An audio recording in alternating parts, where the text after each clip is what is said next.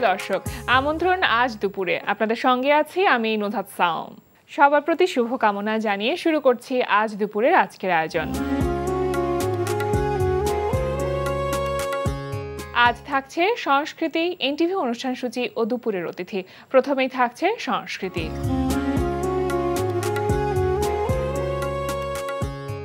বাংলাদেশ শিল্পকলা একাডেমিতে অনুষ্ঠিত হচ্ছে ষষ্ঠ জাতীয় ভাস্কর্য প্রদর্শনী। প্রদর্শনী চলবে 20 জানুয়ারি 2025 পর্যন্ত। লালমাটিয়ার কলা কেন্দ্রে অনুষ্ঠিত হচ্ছে একক চিত্রকলা প্রদর্শনী লিমিনাল হরাইজন। প্রতিদিন বেলা 4টা থেকে রাত 8টা এই সময় প্রদর্শনী চলবে 31 ডিসেম্বর পর্যন্ত। ধানমন্ডির বেঙ্গল শিল্পালয়ে অনুষ্ঠিত হচ্ছে শিল্পী কাজী আব্দুল বাসেতের শিল্পকর্ম প্রদর্শনী বৃষ্টিতে রোদের কণা। প্রদর্শনীতে শিল্পীর অ্যাক্রিলিক, প্যাস্টেল, চারকোল, জল রং ও কালি কলমের রেখাচিত্র সহ মোট 72টি শিল্পকর্ম স্থান পেয়েছে। প্রতিদিন বেলা 4টা থেকে রাত 8টা এই সময়ে প্রদর্শনী চলবে 11 জানুয়ারি পর্যন্ত। এবার এনটিভি অনুষ্ঠান সূচি। এবার জানিয়ে দিচ্ছি এনটিভির আজ রাতের বিশেষ বিশেষ অনুষ্ঠানগুলির সময়সূচি। সন্ধ্যা 6টা 45 মিনিটে থাকছে খেলাধুলা বিষয়ক অনুষ্ঠান গ্যালারি।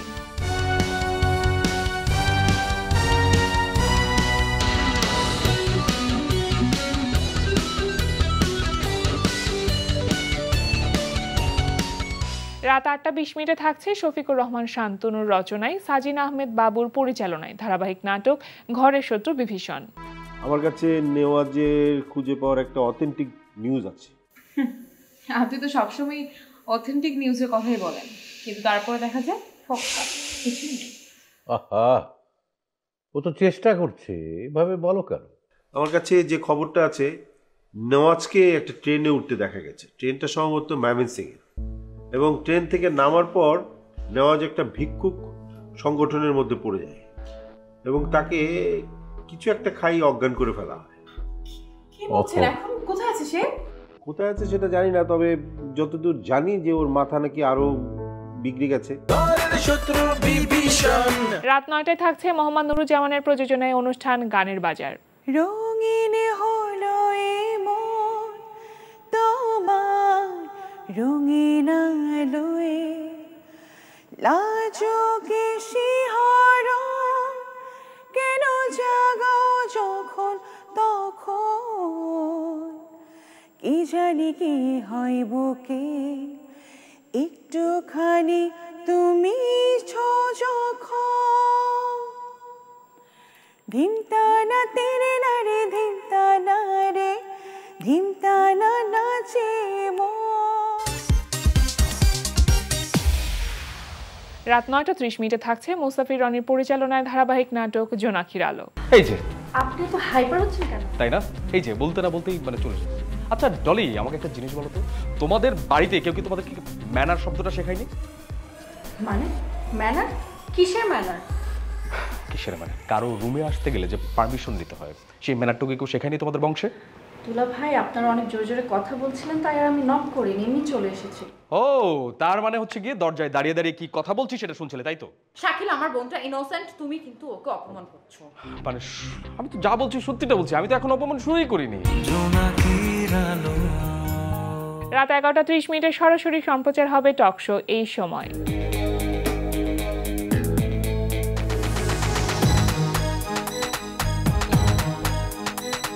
এই ছিল এনটিভি আজ রাতের বিশেষ বিশেষ অনুষ্ঠানগুলির সময়সূচি।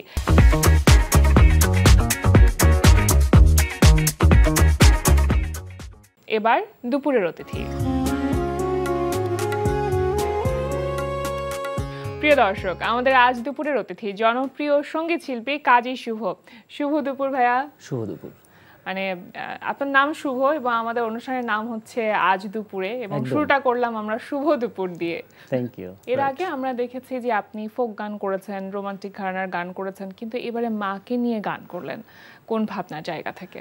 আসলে মা তো সবারই একটা সফট কর্নার, আর আমার মতো যাদের মা নেই তাদের কাছে এই গানটা তাদের হৃদয় ছুঁয়ে যাবে আমার বিশ্বাস। এবং আসলে এই গানটার গীতিকার যিনি পরিতোষ বারুই দাদা, উনি আমার সাথে শেয়ার করলেন যে দাদা আমারও তো মা নেই, আপনারও মা নেই, চলেন আমরা মা নিয়ে একটা গান করি।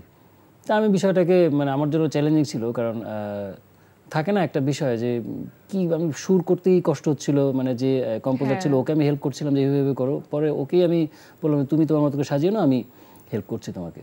তো ফাইনালি একটা ভালো কাজ হয়েছে, আমার বিশ্বাস সবার কাছে ভালো লাগবে গানটা। আচ্ছা, কতদিন আগে আপনারা এরকম পরিকল্পনা করছিলেন যে অনেকদিন যাবত আমরা অনেকদিন যাবত প্ল্যান করছি গানটা, ফাইনালি একটা মিউজিক ভিডিও কমপ্লিট হলো এবং রিলিজ হবে আর কি। মানে এই সেই মানে পুরো কাজের এই পুরো সময়টাতে মাকে নিশ্চয়ই ভীষণ মিস করেছেন। আমরা সবসময় একদম একদম একদম মানে এই গানটার ক্ষেত্রে আমার যেটা হয়েছে, আমি মানে নর্মালি এরকম হয় না, দেখা গেল যে আমি এই গানটা 2বার ভয়েস দিয়েছি এবং সেকেন্ড টাইম যখন ভয়েস দিতে গেলাম, আমি ভয়েস দিতে আমার খুব কষ্ট হচ্ছিল, মানে গাইতেই পারছিলাম না, খুব কষ্ট হচ্ছিল।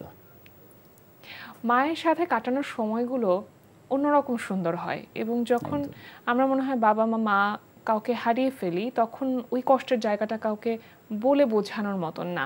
শৈশবের কোন দিনগুলোর কথা খুব বেশি মনে পড়ে আপনার এখন? আসলে মা তো মায়ের সাথে অনেক স্মৃতি এবং থাকে না একটা বিষয় যে আমি পরিবারের ছোট সন্তান, তো মায়ের আদরটা মনে হয় আমি একটু বেশিই পেয়েছি এবং যে কোনো সময় এই বড় হয়েও তখন মা যে কোনো বিষয় আমার সাথেই শেয়ার করতেন যে কি করা যায়, কি করব না করব, এবং মানে থাকে না একটা বিষয়, এটা আমার শুধু না, আলাপ আলোচনা বা পরামর্শ সবকিছু আপনার সাথে। শুধু আমার ক্ষেত্রে না, আমার মনে হয় আমি যখনই কোনো সমস্যায় পড়তাম বা কোনো একটা আনন্দের খবর বা যেটাই হোক না কেন, সবার আগে মাকে জানাতে হবে এবং বিশেষ করে সমস্যায় পড়লে না মনে হচ্ছে এইটা সবচেয়ে সেফ সাইড, আমি মাকে জানাই আগে এবং মার কাছে বললে মনে হয় মা দোয়া করবে এবং সেটা নিজে একটা শান্তি লাগে। আচ্ছা, এই যে সাধারণত কি হয় যে বাবা মাকে নিয়ে গান করলে সেই দিবস কেন্দ্রিক গানগুলো হয়, মানে দিবসে আপনার কোনো গান রিলিজ হচ্ছে, কিন্তু এবারে কোনো দিবস বা কোনো কিছু না, মায়ের জন্য কোনো দিবস হঠাৎ নেই করে এই গানটি আপনি মা বাবার ক্ষেত্রে আবার এটার কোনো, আমার কাছে মনে হয় এটার জন্য কোনো দিবসের প্রয়োজন নেই। আসলে আমরা যেহেতু এই গানটি নিয়ে এত কথা বলছি, দুটো লাইন শুনি না হয়? শিওর। এখানটা সুর সঙ্গীত আয়োজন করেছে আহমেদ সজীব, গাইছি।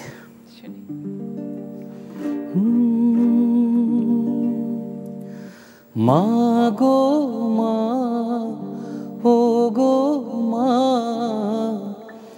জীবনের ওপারে কেমন আছো তুমি? কতদিন হলো মা গো তোমাকে দেখি না আমি।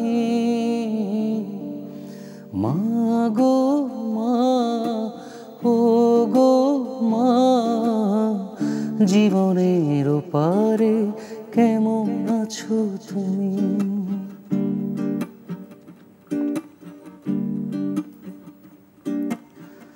তোমারই আঁচলে ছিল ভোরের শীতল হাওয়া, স্বর্গের সুখ ছিল তোমাকে দেখতে পাওয়া।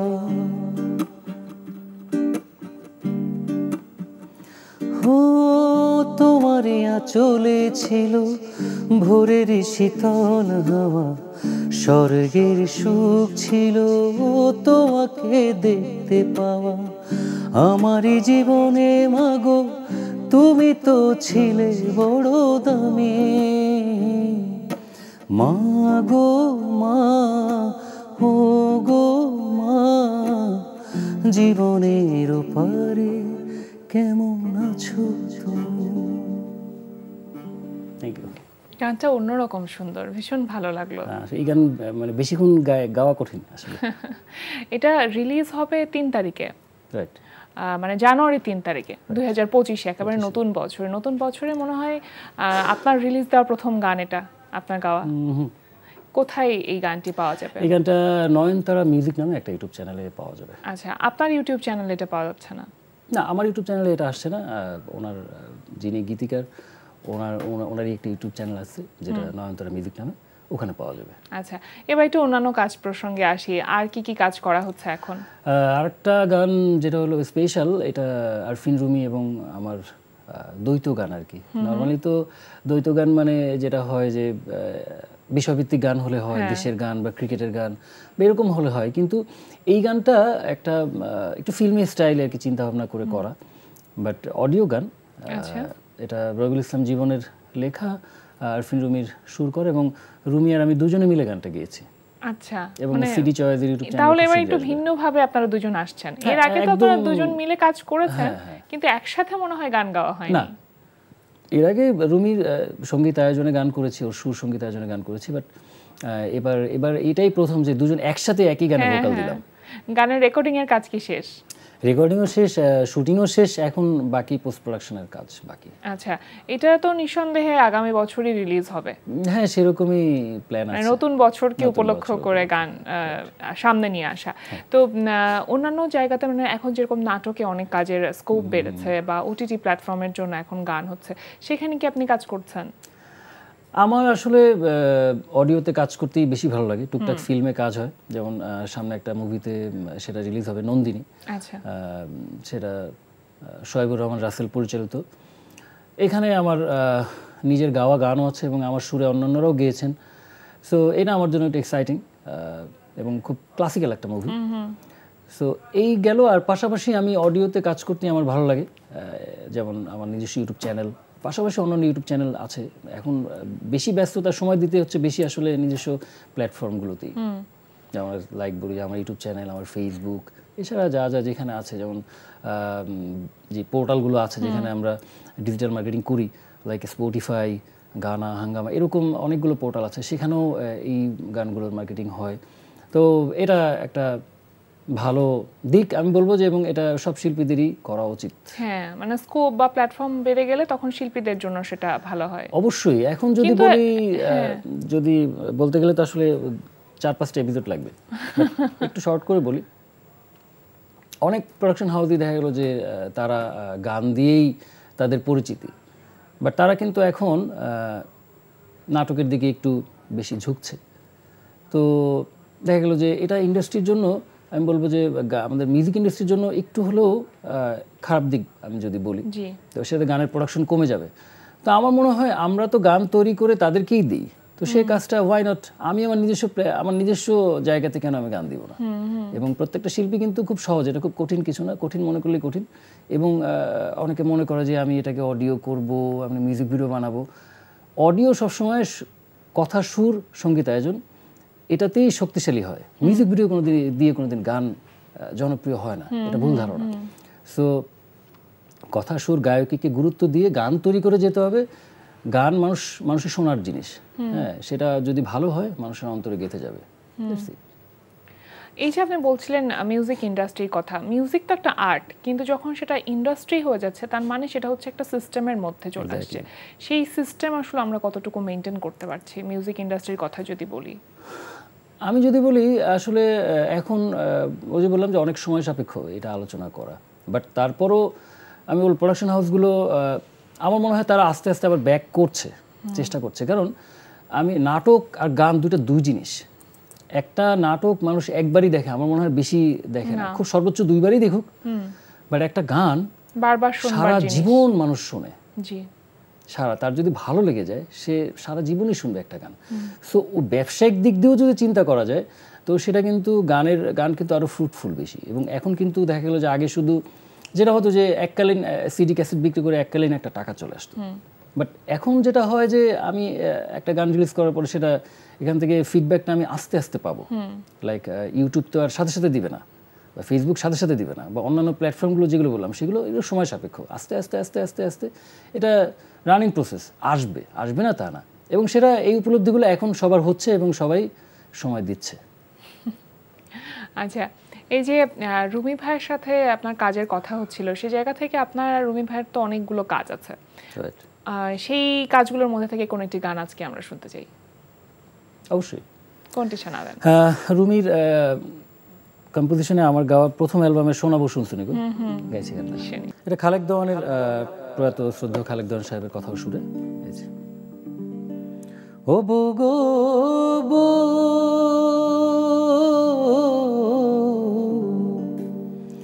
3.5 হাত মাটির ঘরে বাসরটা দিবে সাজিয়ে, যে ঘরে থাকবা দিন রজনী,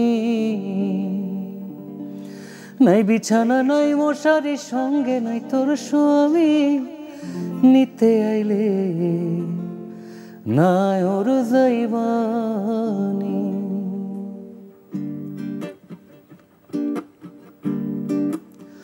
শোনাবো শুনছনি গো শোনাবো শুনছনি নিতে আইলে নায়র যাইবানি ও নিতে আইলে নায়র যাইবানি ও বগো বো ছেড়ে গেলে আত্মা জামাই মাটির দেহের কিসের বড়াই ফাঁকা দেহের বিচার করবে কে আত্মার সাথে তোর প্রীতি দেওয়ানে কয় সজনী নিতে আইলে নায়র যাইবানি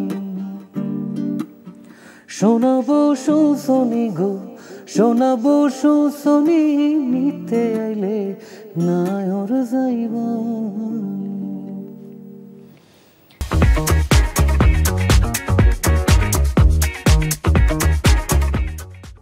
এত গান গাইতে গাইতে কখনো গান লেখবার প্রতি আগ্রহ তৈরি হচ্ছে কি?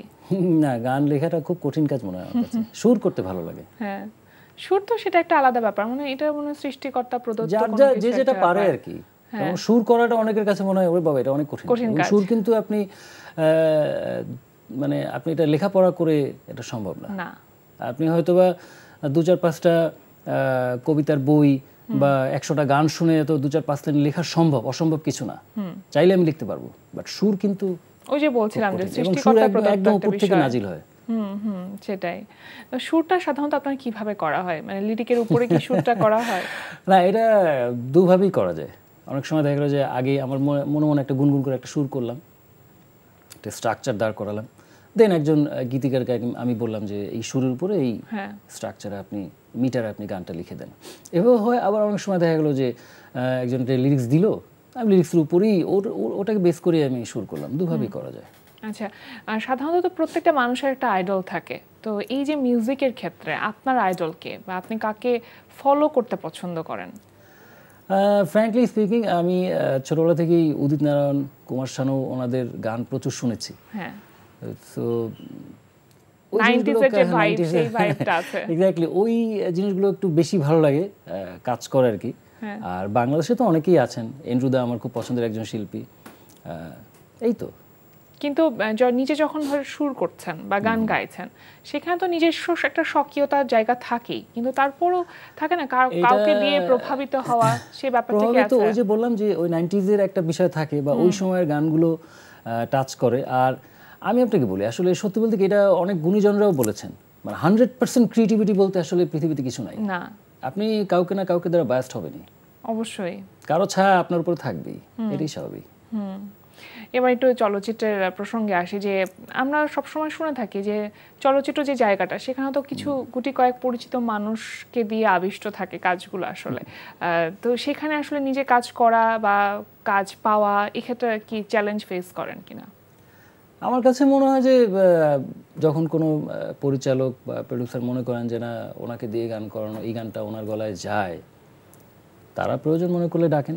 আর আমার কাছে যদি যখন আমি বললাম নন্দিনী ছবিটার কথা বললাম, এখানে আমার উপর একটা গুরুদায়িত্ব ছিল, নট অনলি গাওয়া, সুর করা এবং ফিল্মের গান করা একটু কঠিন আমার কাছে মনে হয়। কেন কঠিন? কারণ তার আগের সিনটা কি ছিল, পরবর্তী সিকোয়েন্স অনুযায়ী কিন্তু আপনাকে শ্যুটটা করতে হবে, লিরিক্সটা অনুযায়ী, আবেগটা অনুযায়ী। বেশ কঠিন কাজটা। অডিওতে কাজ করতে আসলে বেশি স্বাচ্ছন্দ্য বোধ করি, এখানে কোনো বাইন্ডিংস নেই, স্বাধীনতা আছে, নিজের মতন কাজ করা যায়। আচ্ছা, ছোটবেলা তো শুরু করেছিলেন সেই তবলা বাজানো দিয়ে, এখনো কি মাঝে মধ্যে তবলা বাজানো হয়? এখনো তবলা দেখলে একদম খুব ইচ্ছা করে, সঙ্গীত করতে ইচ্ছা করে। হ্যাঁ, এখন মানে গিটারের পাশাপাশি বা তবলা ছাড়া আর কি কি ইনস্ট্রুমেন্ট বাজানো যায়, মানে আপনি বাজাতে আমি পারেন? প্রাতিষ্ঠানিকভাবে আমি তবলাই শিখেছি আসলে। প্রথমত একদম আমার স্টার্টিংটা তবলার মাধ্যমে ছিল। পরে আসলে ওই যে বন্ধু বান্ধব বলতো যে খালি গলায় যখন গাইতাম তখন বলতো তুমি গান করো না কেন, বা তুই গান করিস না কেন, গানই তো বেশি ভালো হয়। তো ওই উৎসাহটা আমাকে খুব কাজ দিত আর কি। যখন সুযোগ পেতাম স্কুল কলেজে একটু গান গাওয়ার, তখন সবাই এত উৎসাহ দিত। তো সেখান থেকে যে খালি গান গেলে তো ভালো না, গিটারটাও শিখি, কনফিডেন্সটা তৈরি হয়। এবং ওই গান গাওয়ার জন্য যতটুকু গিটার বাজানো দরকার সেটা টুকটাক আয়ত্ত করেছি। এই তো। আর তবে কখনো হারমোনিয়াম বাজিয়ে গান করা হয়নি? হারমোনিয়াম বাজিয়ে গান শেখাও হয়নি, আর প্রাতিষ্ঠানিকভাবে গান আসলে শেখানি, আমি শেখা হয়নি, যেহেতু পারিবারিকভাবেই গানের একটা আবহ ছিল। গাইতে গাইতেই গায়েন আর কি এক প্রকার। তবে গিটার বাজিয়ে মানে এটা কিন্তু একটা দারুণ চর্চা, যে গিটার বাজিয়ে গাইতে গাইতে সেটাও কিন্তু বেশ ভালো একটা প্র্যাকটিস। হ্যাঁ, যে সবাই যে একদম হারমোনিয়াম বাজিয়ে যে গান শিখতে হবে বিষয়টা তা না কিন্তু। আচ্ছা, ব্যান্ড দলের কি অবস্থা? ব্যান্ড দল নিয়ে কি কাজ করা হচ্ছে এখন? ব্যান্ড তো আমি দূরবীন ব্যান্ডের প্রাক্তন মেম্বার, বাট আমি দূরবীনকে খুব মিস করি, কারণ দূরবীনের জন্যই, শহীদ ভাইয়ের জন্যই আমি আমার এই পর্যন্ত আসার পেছনে অনেক বড় অবদান। অবশ্যই। তিনি প্রথম আবিষ্কার করেছিলেন যে আপনি গানটা ভালো গাইতে পারেন এবং ফোক গান আপনার গলায় ভীষণ দারুণ। আসলে আমি কিন্তু ফোক সিঙ্গার না, এটা আমি শখের বশত গাই। মা খুব পছন্দ করতেন আর কি। মার ছোটবেলা দেখতাম যে উনি মা নীনা হামিদ, শ্রদ্ধেয় নীনা হামিদ, উনি কিছুদিন আগে মারা গেছেন। নীনা হামিদের গান শুনতেন, শ্রদ্ধেয় আব্দুল আলিম ওনাদের গান শুনতেন। তো মার সাথে সাথে আমিও শুনতাম। তো ওই শুনতে শুনতে থাকে না, একটা ভালো লাগা তৈরি হয়ে যেত। তো মা খুব পছন্দ করতেন ফোক গান, আমিও মাঝে মধ্যে গাইতাম। তো সেখান থেকে ফোকের প্রতি একটা ভালো লাগা, প্রচণ্ড রকম ভালো লাগা আমার কাজ করে। আর আমি আমার মতো করে ফোকটা গাই। আসলে আমি কিন্তু ওইরকম মানে যে থাকে না যে বাউল ফোক ঘরানার মানে ওই টাইপের করে আমি গাই না, আমার মতো করে গাই, সেটাই শ্রোতাদের কাছে হয়তো ভালো লাগে। এই আর কি, সেটা একটা আলাদা মাত্রা যুক্ত করে, একটা আলাদা স্টাইল হয়তো। হ্যাঁ, সবকিছু মিলে বছরটা কেমন ছিল? 2024 খারাপ ভালো সবকিছু ছিল, কারণ 2024-এ মা চলে গেছেন। এটা আমার জন্য অনেক বড় একটা মাইনাস ছিল আসলে। এবং এই হারিয়ে যাওয়াটা না আসলে কোনো কিছু দিয়ে পূর্ণ হবার না, একদমই না। সেটাই। আগামী বছরের জন্য কোনো প্রত্যাশা আছে কি? কি কাজ করতে চান, কিভাবে কাজ করা যায়? আসলে সবার আগে এখন আমরা চাই দেশটা ভালো থাকুক। সত্যি, দেশটা ভালো থাকলে আমরা সবাই ভালো থাকবো, যার সেক্টরে সবাই ভালো থাকবে। এটা সবার আগে এখন এইটাই সবচেয়ে বেশি চাওয়া। এটা আসলে চাওয়া বলতে কি, এটা আমাদের একটা নিড, এটা প্রয়োজন এখনকার জন্য। ভীষণ ভালো থাকুন, সবসময় ভালো কাজের সাথে থেকে এসেছেন, এমনটাই থাকুন। অসংখ্য ধন্যবাদ আমাদের আয়োজনে আসবার জন্য। সবশেষে আপনার কণ্ঠে আরো একটি গান শুনতে চাইবো আমরা। শিওর। এখন যে গানটি গাইছি এটার টাইটেল হচ্ছে মন পাজর। এটা জাহিদ আকবর ভাই লেখা এবং আমারই সুর করা ছিল, রাকিবের মিউজিক ছিল। শুনি।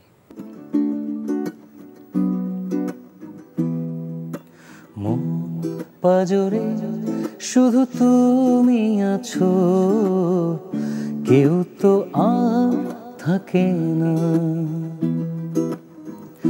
ভালোবাসি আমি শুধু তোমায়, চোখেতে চোখ রাখো না।